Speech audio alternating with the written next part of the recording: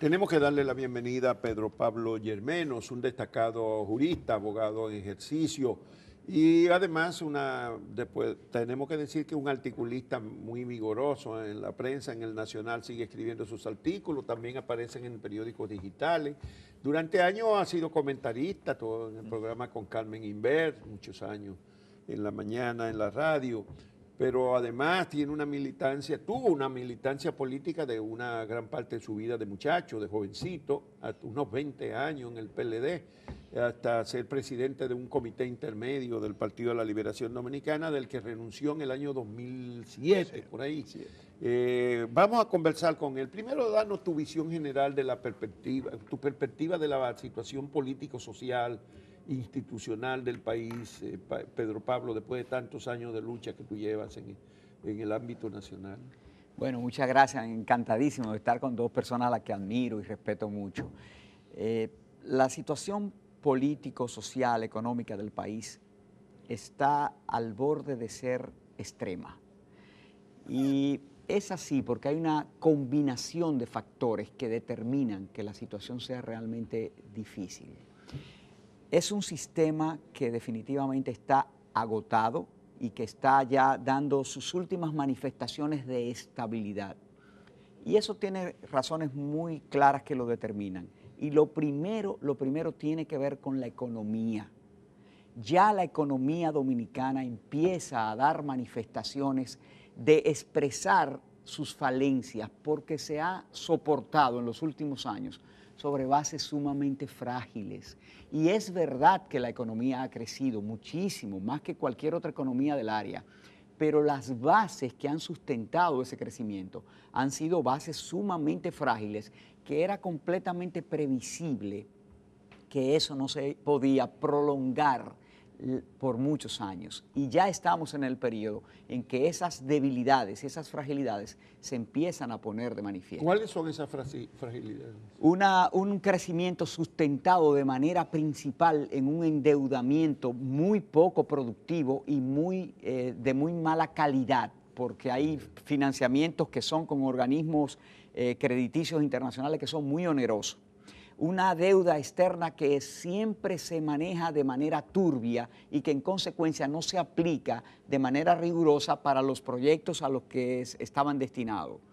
Segundo, una situación de crisis en lo que tiene que ver con la percepción de la gente de que hay una corrupción rampante en torno a la administración de los fondos públicos, con la agravante de que a diferencia de muy poco tiempo atrás, la ciudadanía ya empieza a tomar conciencia de eso.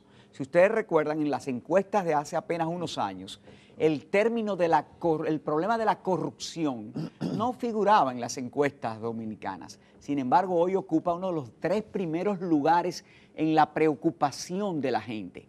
Entonces, esa combinación de una situación de un manejo inescrupuloso de las finanzas públicas con una conciencia ciudadana que ha empezado a conectar la situación de las grandes mayorías nacionales con esa situación, determina una situación de mucha peligrosidad. Y en lo político institucional de un partido que tiene dominio absoluto de los órganos fundamentales del Estado.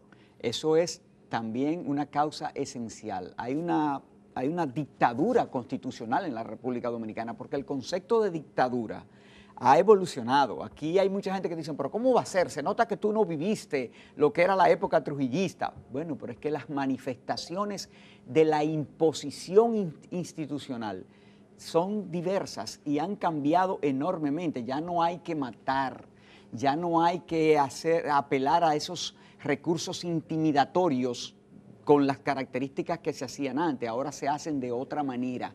Ahora se cooptan la institucionalidad, los organismos esenciales de un Estado. Se tiene un predominio absoluto en el Congreso de la República, que ha desaparecido en su esencia fundamental. Es el Congreso de corroboro, para levantar la mano, simplemente. Aquí hemos llegado al extremo de que senadores de la República acuden al Palacio Nacional a decirle al presidente de la República, nosotros estamos aquí para hacer lo que usted decida. Eso no se puede olvidar. Cuando una representación importante del Congreso acudió al despacho presidencial de Leonel Fernández a decirle, aquí estamos para hacer lo que usted ordene. No se puede olvidar cómo el presidente actual obtuvo una modificación constitucional a partir de venderle a los congresistas la oportunidad de también ellos reelegirse. Entonces se captan las altas cortes, que hace que en el país exista una justicia absolutamente infuncional cuando se refiere a enjuiciar casos de corrupción, una Cámara de Cuentas que es una Cámara que no cuenta. El otro día yo pasaba por el frente de su edificio y veía el letrero que está bien alto allá en el edificio que dice Cámara de Cuentas. Digo yo, porque a alguien no se le ocurrirá subirse allá y cambiarle la A por una O y ponerle la Cámara de Cuentos. Entonces, es un país que tiene una convergencia de factores que determinan que podríamos estar abocados a una situación de mucho riesgo, que es precisamente lo que yo creo que debemos evitar los ciudadanos conscientes que queremos. Yo iba a decir preservar el sistema democrático, pero yo creo que debe decirse consolidar un sistema democrático que a tantos años después de la desaparición de Trujillo ha estado muy por debajo de las expectativas que el pueblo dominicano tenía a partir de la desaparición física del tirano, que no ha repercutido en una desaparición de los sistemas que caracterizaban ese gobierno. Bueno, tú has dado un panorama por un lado económico, por otro lado institucional y político. ¿Cuándo fue que se fuñó el PLD? ¿Cuántos años tú tuviste de militancia en el Partido de la Liberación Dominicana? ¿Cuándo es que tú crees que se salió de control de lo que eran? Porque uno tiene que recordar lo que era el PLD de 20 años, 30 años, 40 años, los primeros años. Yo tengo que decirle que yo evalúo las cosas de una manera hoy muy diferente a como yo la evalué cuando yo estaba a lo interno del Partido de la Liberación Dominicana. Y yo tengo que reconocer que yo cometí errores políticos fruto de una ingenuidad que el tiempo me demostró que estaba absolutamente equivocado. Y voy a tratar de dar ejemplo. Cuando empieza el deterioro psíquico de don Juan, empiezan a producirse cosas en el PLD que uno no la comprendía y que hoy puede entender cuáles eran las razones que la impulsaban y en qué desencadenaron todos aquellos acontecimientos. Recuérdese que los pactos con el Partido Reformista Social Cristiano empezaron mucho antes del 96, cuando el PLD asciende al poder a través del Frente Patriótico. Esos pactos determinaron presidencias de la Cámara de Diputados. A partir del 90. Eso no se puede olvidar. Después de las elecciones, mientras vos denunciaba esas elecciones como un gran fraude electoral, se negociaba por abajo. Exacto. Otros negociaron. Exactamente. Entonces llega el año 1996 con el resultado de la primera vuelta que todos conocemos. Entonces se produce el acto en el Palacio de los Deportes para consagrar la firma del acuerdo entre Joaquín Balaguer y el Partido de la Liberación Dominicana. Y me cuido de decir el partido para no decir y el profesor Juan Bosch, que todos sabemos que estaba ahí en ese acto bajo los efectos de una situación emocional que ya lo desbordaba. ¿Dónde estuvo la ingenuidad política mía y creo que de muchos miembros del partido? Yo no llegué a asistir al Palacio de los Deportes, pero eso no quiere decir que yo no apoyé el pacto bajo una premisa que el tiempo me ha demostrado que estuvo absolutamente equivocado. Para no ir al acto, fue. Me quedaron esos pequeños escrúpulos, pero yo conozco otros dirigentes del PLD que no pudieron ir ahí, que no resistían, aunque apoyaron, pero no pudieron estar ahí. Pero ¿dónde estuvo la ingenuidad política de un grupo de personas que yo creo que formábamos partes del partido y apoyábamos esa actividad a partir de ese error? Creíamos que era la primera vez en la historia política dominicana que se iba a utilizar a Joaquín Balaguer para que sirviera de soporte al ascenso al poder para, una vez instalado en el Palacio Nacional, entonces aplicar los principios políticos que decíamos enarbolar y desmontar el balaguerismo. Oh, sorpresa para nosotros los ingenuos. Lo que se hizo fue que se tomó plena conciencia de la orfandad en que el sector conservador principal del país iba a quedar con el declive político de Joaquín Balaguer y se dispuso a colocar al Partido de la Liberación Dominicana al servicio de la representación de ese sector conservador. Y ahí entonces empieza el alejamiento absoluto de las esencias fundacionales del Partido de la Liberación Dominicana para convertirse en el neo-representante del conservadurismo político dominicano. Entonces eso implica lo que todos ustedes saben, preservar el poder a como sea, constituir un soporte económico en un sector social importante de la sociedad dominicana que nos sirva de fundamento para continuar en el poder y poder hacer campañas electorales con un derroche de recursos, y todo eso pasa por la corrupción y la utilización de los recursos del Estado con fines absolutamente politiqueros. O sea, lo que hacía Balaguer, en alguna medida, multiplicado. Lo que hacía Balaguer de manera, y esta gente lo hicieron de manera multiplicada, y lo hacen. Bueno, ese PLD que logró transformar en estrategia lo que pudo ser en un momento simplemente una táctica, está en el poder. Piensa que no va a hacer todo lo posible por continuar, incluyendo hasta un acuerdo entre los grandes líderes de que es preferible ponernos de acuerdo nosotros y no que seamos desplazados. Don Rafael, yo no lo pienso, yo estoy absolutamente convencido de que va a intentar hacer todo lo que sea necesario para que eso se produzca. Ahora, también reconozco que está en la situación menos fácil para lograr esos objetivos. Es decir, la realidad social, política, económica de la República Dominicana del 2020 es una realidad totalmente diferente a la realidad del 2016, del 2012, cuando ellos han podido hacer cosas que no digo que no terminen pudiéndolas repetir, pero la circunstancia le es mucho más hostil en este momento que lo que le fue en el pasado. Incluyendo las mismas luchas internas, que ahora son más confrontativas y más personales que en el pasado. Sí, incluyendo... Porque los PLDistas dicen, nosotros siempre nos hemos sabido poner de acuerdo. Sí. Nunca hemos tenido una grave crisis porque nos ponemos de acuerdo. Las posibilidades de que logren reorganizarse son reales a pesar de esas confrontaciones internas. Sobre todo porque tenemos que examinar las conductas políticas de los principales protagonistas de esa confrontación interna. Por un lado, tenemos al presidente Danilo Medina, que es una persona que ha demostrado desde el poder que es capaz de hacer lo que sea necesario, y ya lo ha hecho, y no hay por qué pensar que no lo va a volver a hacer. Y por el otro lado tenemos a Leonel Fernández, que es una persona que ha apostado a permanecer en el PLD porque cree que su futuro realmente está ahí adentro y que tiene profundas debilidades en sus capacidades de reaccionar ante los golpes contundentes que le pueden venir de su sector adverso dentro del PLD. Entonces, ¿tú piensas que predominaría el presidente porque el que distribuye los sobrecitos está llamado a predominar en esa lucha interna? A pesar de que aparentemente los factores más benefician más a Leonel, es decir, la fatiga de otra continuidad de Danilo, otra reforma de la Constitución, hay un pacto entre ellos la vez anterior que conjuró la crisis, sobre la base de que este era un último chance para Danilo. A pesar de eso, ¿tú crees que puede prevalecer sobre Leonel Fernández? Yo creo que en este momento es difícil decir lo que terminará prevaleciendo.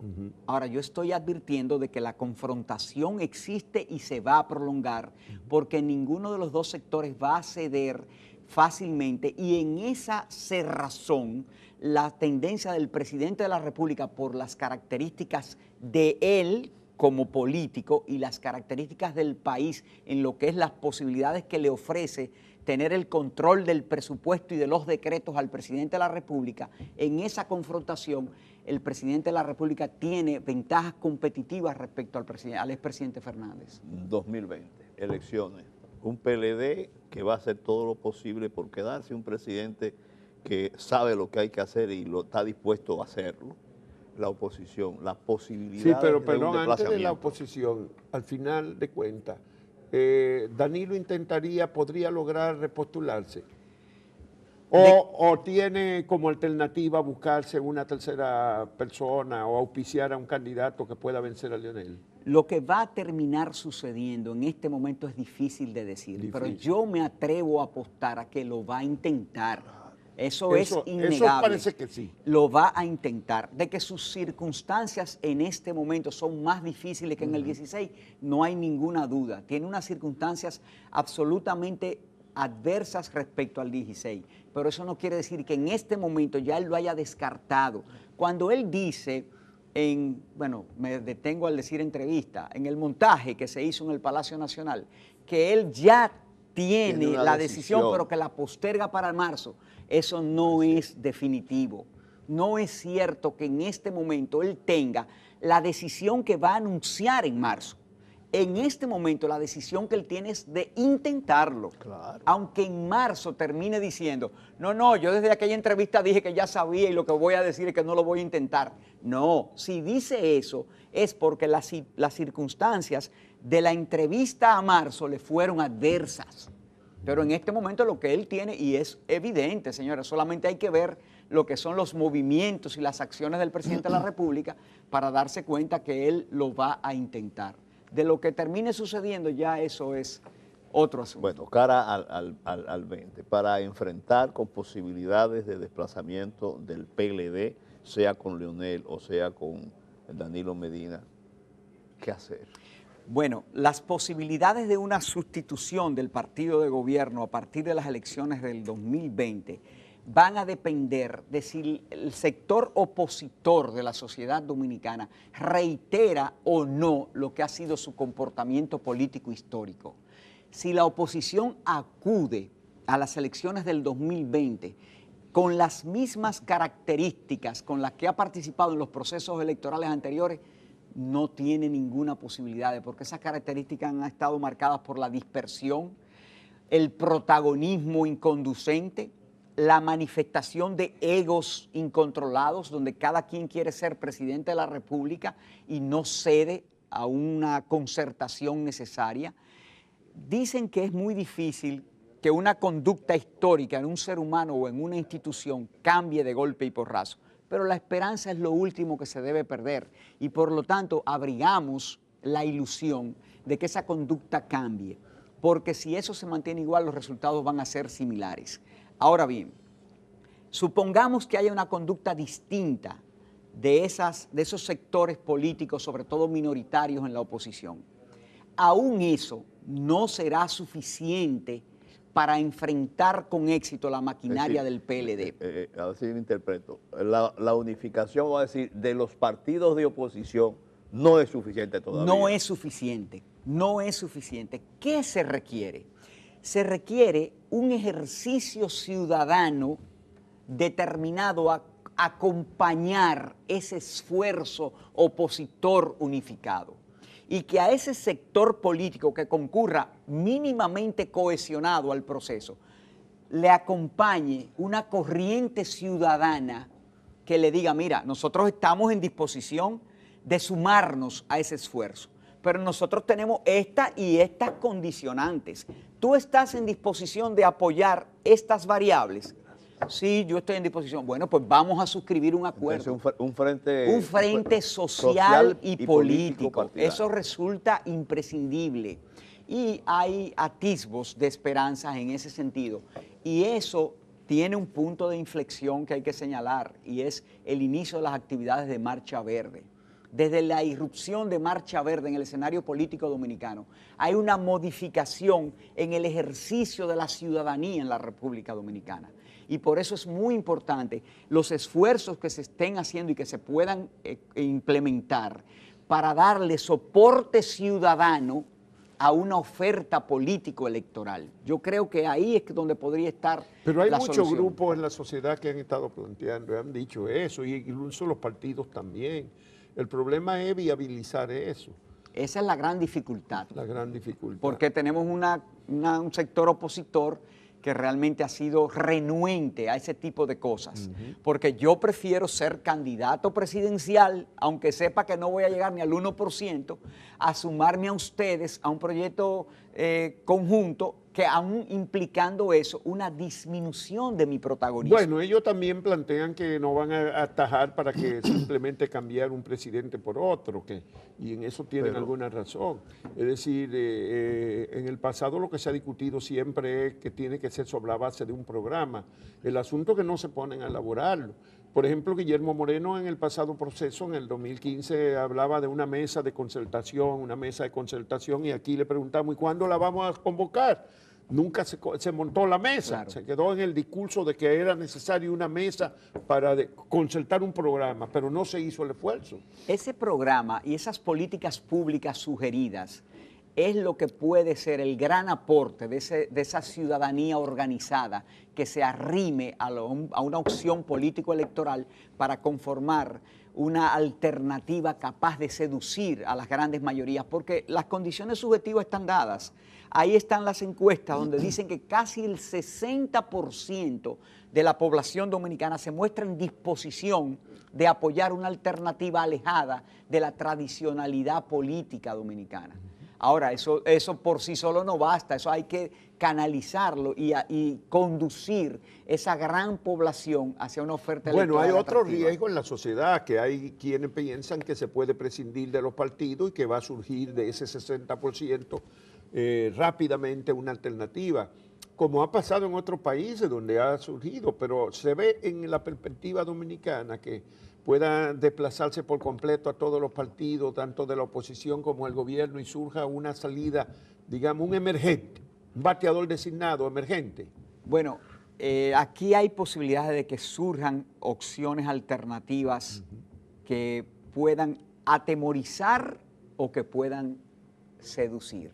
Eso es un gran riesgo que tiene la situación política dominicana, que puede aparecer una persona que realmente no le convenga a la democracia dominicana, pero que haga propuestas que la gente se confunda y considere que por ahí es el camino. Pero también podría surgir una opción refrescante, una opción nueva, pero no me parece que de aquí al 20 haya el tiempo suficiente como para consolidar una oferta electoral de esa naturaleza. Más bien yo lo veo como parte de ese esfuerzo ciudadano que se debe sumar a un gran frente social y político. Pero no Además, solamente sería por la presidencia, porque eso es, la no, gente cree que aquí nada más es la presidencia y olvidan todo lo demás. No, es poderes para del Estado. participar en el proceso electoral del 2020 que se descompone, como ustedes saben, en dos fases fundamentales.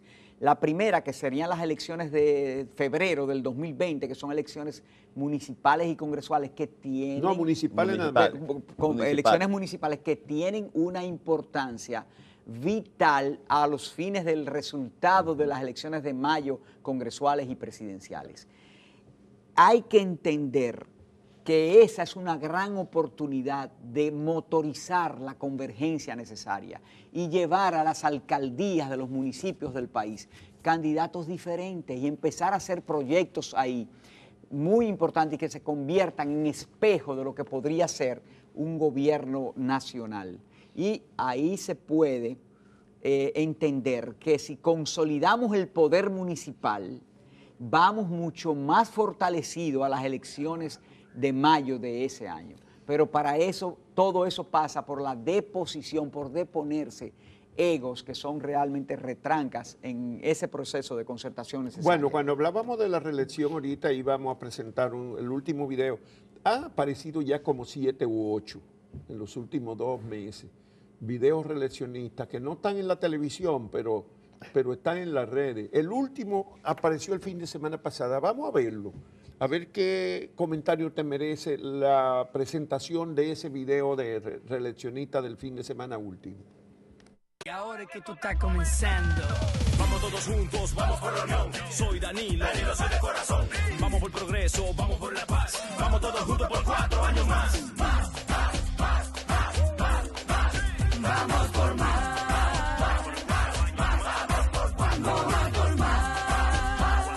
Siempre ha estado con nosotros. Danilo presidente, siempre con la gente. Danilo presidente, siempre con la gente. Y ahora es que tú estás comenzando. Bueno, ahí está. Es el último.